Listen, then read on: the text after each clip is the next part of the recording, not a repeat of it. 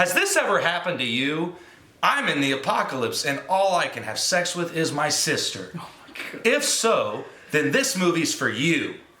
We Are the Flesh is a multitude of things, most of all, disturbing. Yeah. Yeah. That would be the word I would use to describe But Disturbing. I liked it. It did what it was supposed to do very effectively. It was Very effective. trying to make you uncomfortable, and it succeeded. There are several scenes in this film that are designed specifically with the shots, with the cinematography. It's organized and orchestrated in such a way that it leaves you uncomfortable, kind of physically. It makes you a little sick, like when he's playing the drums. Yeah. The camera's spinning like this. Yeah. It makes you. It makes you feel uneasy. Very That's what it wants to disoriented. do the entire movie, and they really execute it flawlessly. Yeah, Yes. there's a lot of interesting camera work. And the characters are really solid. I mean, the one weak point I would say is the brother. I didn't feel like he brought as much to the table in terms of his performance, so much as the sister. And I wouldn't call him their captive. I think it was just man, and then the brother and the sister. It's about these two siblings, this brother and the sister, who stumble upon this hideout of this man in the post-apocalyptic wasteland. And whenever they meet this man, he gives them shelter, he feeds them. He tells them that there's one rule. Don't go into this room. It's my room. Don't go in there. Guess who breaks the fucking rule? He goes put your into arm the around dude's room and he steals something. No. He goes into the dude's room and he steals something. So he goes into the dude's room, he breaks the rule. God damn it, dude. Alright, so he breaks the rule, he goes into the guy's room and he steals something. This little vial of clear liquid that he's been messing around with the entire time that the crazy dude is. Yeah, and It's kind of like it is a drug for sure, but it has its healing properties to it as well as psychedelic properties, I feel. yeah, initially we thought it was alcohol because earlier in the film, that's the opening of the film, he's making gas alcohol, or some variation of alcohol, turning it into gas. I don't get it, but it's in the film, and he makes something. But the vial, like Tiger said, it's got psychedelic healing, all these different properties, and at first we don't really understand what it is. He poisons this chick at one point with, I think that's her, or some kind of poison. Some kind of poison. And he gives it to this chick, and he tells the brother he can save her, and she's there writhing for a long time because the brother has to eat. So yeah, the brother's a little pussy. He's vegetarian. he's vegetarian. I'm not saying vegetarians are pussies. Sounds but like what you the just said. Yeah, that sounds like what happened. I know that's how it came off. So the brother's a vegetarian, and the crazy man, forces him to eat this whole steak to save her life, and then he has to eat the steak, and then he'll get the antidote. And I'd just like to say something. It's the apocalypse. You eat what you can, dude. Like, this guy fixes you a steak. I'm a vegetarian. I'm not gonna. I mean, one of the steaks was poisoned. One of the steaks was poisoned, but that was to make a point because the guy knew that his vial had been stolen. But his brother eats the steak, he saves the sister, and then they become closer, like a little weird family. Yeah, well, the sister was already close to him because her and him had been... They had been Yeah, her and the man have been before the poisoning happened. before So the poisoning the- happens. The guy kind of brainwashes the sister or manipulates her somehow. She's really the reason that they stayed with him. The brother was trying to leave, but the sister was like, no, like, we gotta stay here. He's providing for us and all this stuff. No seas payaso, ya duérmete.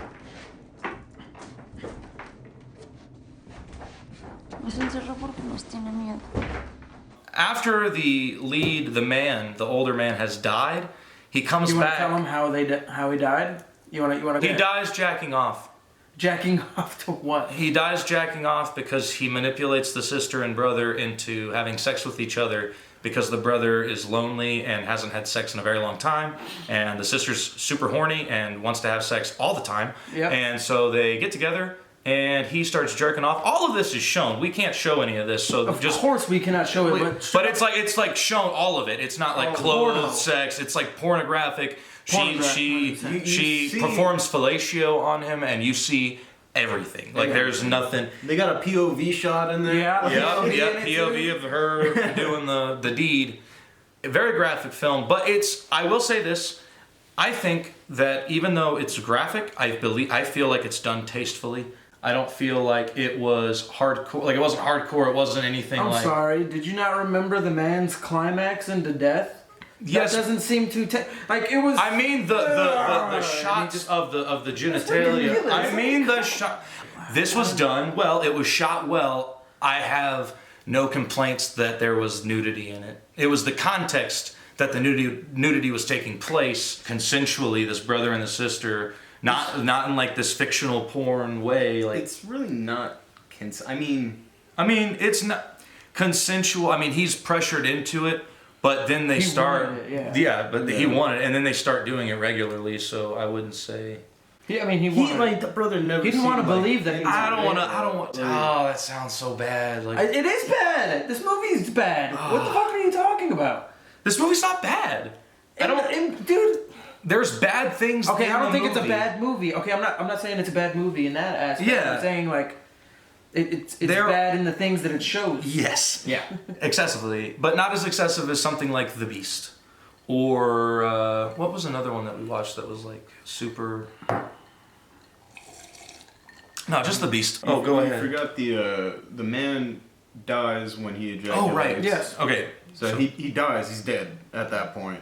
And they're locked in this building because the guy was the only one with the key, I think. Yes.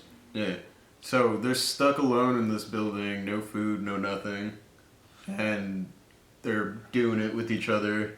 Yeah. And at one point, the sister goes and has sex with the dead guy. Mm-hmm. And he's decomposing at this point.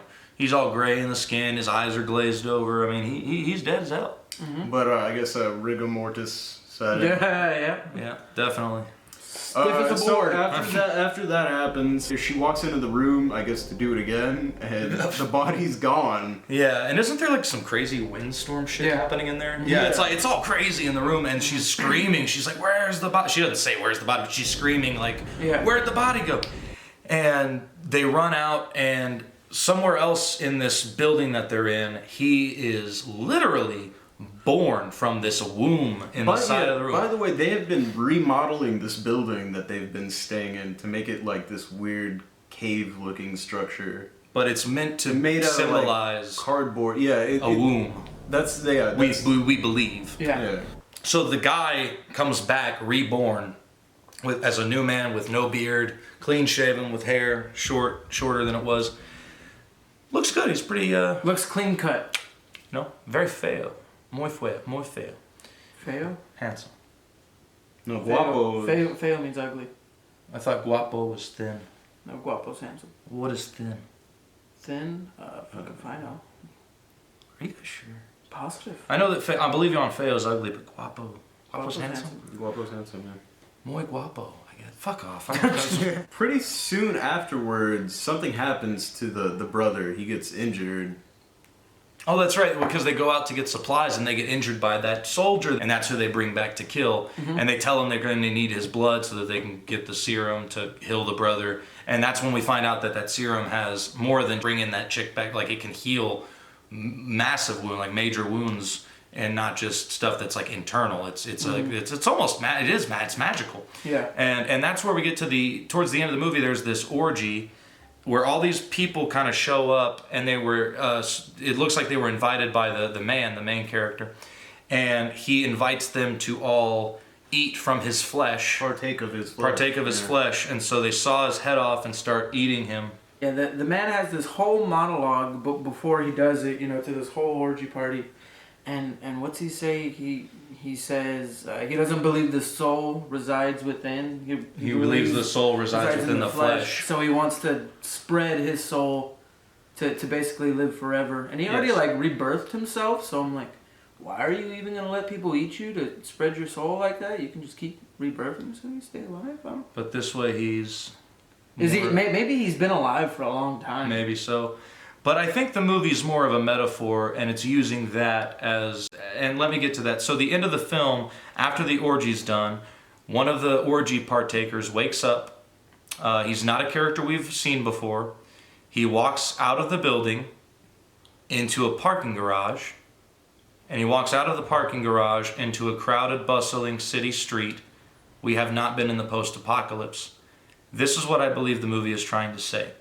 I believe that the message of him saying that he wants them to partake in his flesh symbolizes that all of those people there that ate from him, including the gentleman that left that we followed at the end, has a piece of evil inside of them, and that evil is representative of the evils that were shown in the movie, like the things like incest and the poisoning and like murder and all the taboo things that happen around in the world that we never see or hear about, because there are so many people in this world and so many terrible things, we don't know what's going on around us. And I think that's the message, is that these people that are in these shitty, weird situations are trapped in this post-apocalyptic thing in their minds, but around them everything is just normal.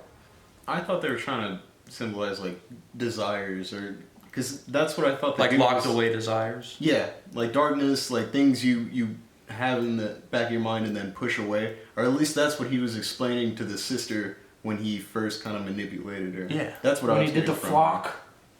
He says being alone allows you to unlock your darkest thoughts and really get to know your true self, like what you really want.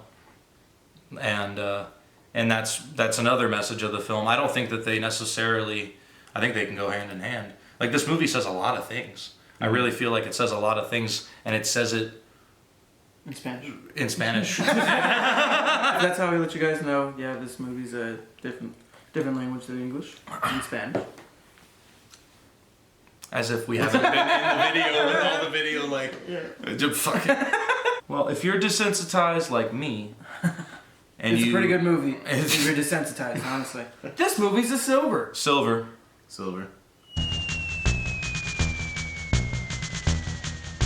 And the golden line of the week goes to... Eres una puta. Eres una mierda. Pero tú sigues siendo una puta. ¿Cuál es tu problema? Que eres una puta. Eres una mierda. Thanks for watching, you guys. We've been the Real Diggers. Be sure to check in next week. Be sure to like and subscribe. Be sure to drive safe. And...